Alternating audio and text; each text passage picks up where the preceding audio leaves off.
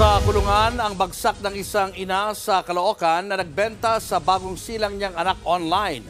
40,000 piso ang alok ng suspect para sa sanggol. Nasa frontline ng balitang yan, si Brian Castillo.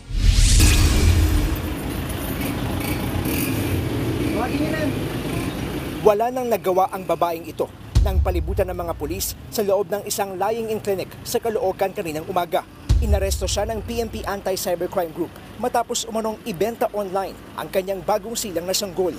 Walang kamalay-malay ang sospek na mga operatiba na pala ang katransaksyon niya. Nag-ugat ang operasyon matapos magsagawa ng cyber patrolling ang PNP ACG laban sa umanong talamak na bentahan ng sanggol online.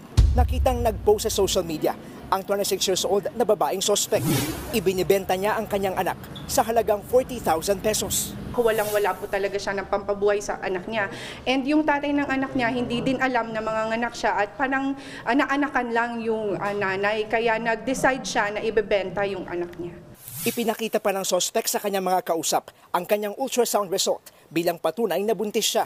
Sinabi pa niyang may isa pa siyang kausap na interesado rin kunin ang kanyang sanggol. Kanina, dinala ang sospek sa tanggapan ng PNP ACG sa Campo Crame. Tumanggi siyang magbigay ng pahayag sa media.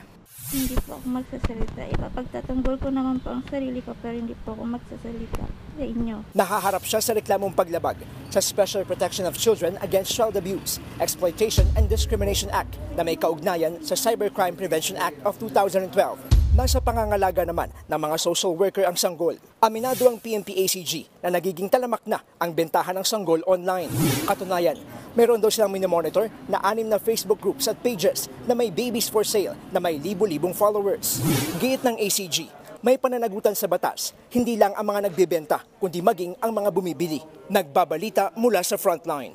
Brian Castillo, News 5. Mga kapatid, Julius Babaw po. Iba na ang may alam at may pakialam sa panahon ngayon.